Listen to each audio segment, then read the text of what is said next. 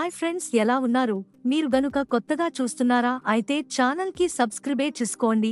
ఇంకా చాలా మంచి వీడియోలు వస్తాయి. ఈ రోజు బ్రహ్మముడి ఎపిసోడ్లో పార్టీ తర్వాత కావ్య, రాజ్లు ఇద్దరూ కలిసి కారులో ఇంటికి వస్తూ ఉంటారు. చాలా బాగా ప్లాన్ చేసి. వెన్నెల ఎవరో తెలుసుకోవడానికి పాపం బాగా కష్టపడ్డావు కదా అని రాజ్ కోపంగా అంటాడు. నేనేం ప్లాన్ చేశాను అని కావ్య అంటుంది. ఏమీ తెలియనట్టు నటించకు. మా మధ్యనే తిరుగుతూ వెన్నెల వస్తే అసలు నిజం రాబడదామని ట్రై చేశావని నాకు తెలుసు. నువ్వు శ్వేత మాట్లాడుకోవడం నేను విన్నాను అని రాజ్ అంటాడు. దీంతో కావ్య రివర్స్ అవుతుంది. అవును, ఇప్పుడేంటి? వెన్నెల కోసమే ఈ పార్టీ అరేంజ్ చేశాం. అసలు నా కంటే గొప్పగా తెలివిగా మీరేం ప్లాన్ చేయలేదా? చనిపోయిన వెన్నెల పేరు చెప్పి బతికి రాదని, నాకు దొరకదనే కదా వెన్నెల పేరు చెప్పారు. ఇప్పటికైనా ఆ నిజం చెప్పండి. ఇప్పుడు ఈ కథ మళ్ళీ మొదటికే చేరిందని అని కావ్య అంటుంది. నేను చెప్పను. నువ్వు ఎన్నిసార్లు అడిగినా. వాడు నా బిడ్డే, ఈ ఇంటి వారసుడే అని రాజ్ అంటాడు. రాహుల్ దొంగ నాటకాలు. ఆ తర్వాత కళ్యాణ్ బయట కూర్చుని ఫైల్స్ చూస్తూ ఉంటాడు. ఇదంతా రుద్రాణి, రాహుల్లు గమనిస్తారు. కళ్యాణ్ పై కుట్ర స్టార్ట్ చేస్తారు. రాహుల్ వచ్చి, కళ్యాణ్, నిన్ను రాజ్ ప్లేస్లో కూర్చోమంటే భయపడ్డావు, కానీ ఇలా వర్క్ చేస్తే రాజ్ని మించిపోతావ్రా. ఇంతకీ నేను చెప్పిన కాంట్రాక్ట్ గురించి ఏం ఆలోచించావ్ అని రాహుల్ అడుగుతాడు.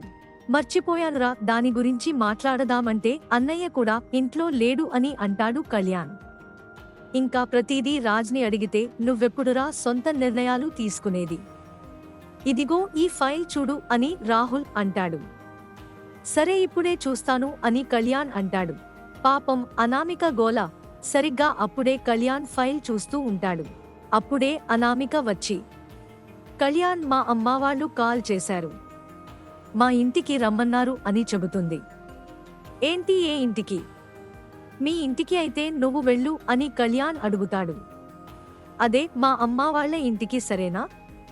ఇద్దర్నీ భోజనానికి రమ్మంది అని అనామిక అంటే, నాకు కుదరదని కళ్యాణ్ చెప్తాడు. పెళ్లైన దగ్గర్నుంచి మనం ఇద్దరం ఎప్పుడూ వెళ్లలేదు అని అనామిక అంటే, మనిద్దర్నీ కలిసి రమ్మని మీ వాళ్ళు చెప్పలేదని కళ్యాణ్ అంటే, ఇప్పుడు చెప్పారు కదా, లంచ్ టైంకి వెళ్ళేసి వచ్చేద్దాం అని అనామిక అంటుంది. కాదు, రానని కళ్యాణ్ అంటే, రాత్రికి రాత్రి కోట్లు సంపాదించేవాడిలా బాగానే చెప్తున్నావ్ అని అనామిక నోరు జారుతుంది. షటప్ అనామిక, నేను ఎక్కడికి రాను. నన్ను తక్కువ చేసి మాట్లాడితే మర్యాదగా ఉండదు. గెట్ లాస్ట్ అని అంటాడు కళ్యాణ్. ఆ తర్వాత ఫైల్ కూడా పక్కన పడేస్తాడు. కావ్య ఇంటికి రాలేదని పెద్దావిడ టెన్షన్. పార్టీలో ఏం జరిగిందోనని ఇంట్లో ఇందిరా దేవి కంగారు పడుతూ ఉంటుంది. ఇంతలో రాజ్ వచ్చి పైకి వెళ్ళిపోతాడు. ఆ తర్వాత కావ్య వస్తుంది. ఏం జరిగిందని ఎంతో ఆరాటంగా అడుగుతుంది పెద్దావిడ. మీ మనవడు మనకు అందమైన అబద్ధం చెప్పాడు. ఆ వెన్నెల అనేది అసలు లేదు, ఎప్పుడో చనిపోయిందని కావ్య అంటే, మరి ఇంత పెద్ద అబద్ధం ఎందుకు చెప్పాడు అని పెద్దావిడ అంటుంది. ఏమో అమ్మమ్మగారు, తెలుసుకోవాలి అని అంటుంది కావ్య. పోనీలే, వాడు రాజ్ కొడుకే కాదని తేలింది, అదే చాలు అని పెద్దావిడ అంటే, లేదు అమ్మమ్మ, ఆ బాబు ఎవరు, ఎందుకు ఆయన కొడుకు అని చెప్పాడో తెలుసుకోవాలని కావ్య అంటుంది.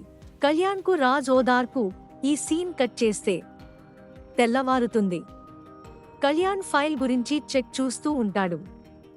అదంతా రాహుల్ పైనుంచి చూస్తాడు. వీడు మరీ సిన్సియారిటీగా పనిచేస్తున్నాడు. ఎంత కష్టపడ్డా ఏం లాభం? నేను ఉన్నానుగా చెడగొట్టడానికి. ఇప్పుడైనా ఫైల్ మీద సైన్ చేయించాలి అని రాహుల్ అనుకుంటాడు. అప్పుడే రాజ్ కిందకు దిగి, కళ్యాణ్ను చూస్తూ, మొత్తం పనంతా నీ మీద పడేశాను.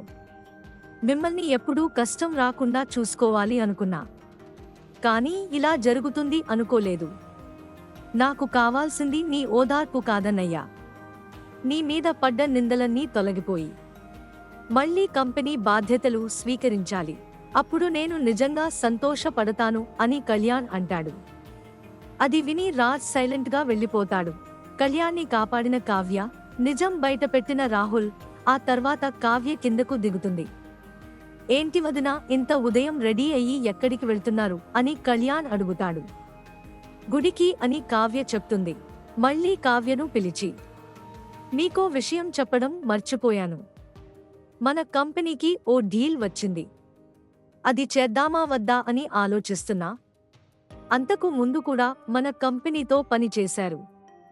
ఇప్పుడు వాళ్ళు అబ్రాడ్ నుంచి గోల్డ్ తెప్పిస్తున్నారట అని కళ్యాణ్ అంటే, శకుంతల గ్రూప్ వాళ్ళ అని కావ్య అంటుంది.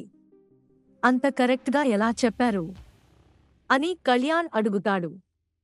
దీంతో రాహుల పైనుంచి టెన్షన్ పడుతూ ఉంటాడు. వెంటనే కిందకు వెళ్లి మేనేజ్ చేస్తాడు. కళ్యాణ్, ఎంత పెద్ద తప్పు జరిగిందో తెలుసా? కొంచెం ఉంటే ప్రమాదంలో పడిపోయేవాళ్లం. నిన్న ఓ కంపెనీ ప్రపోజల్ తీసుకొచ్చాను కదా, ఆ కంపెనీ పెద్ద ఫ్రాడ్ అంట. ఇప్పటికే చాలా మందిని మోసం చేశారంట.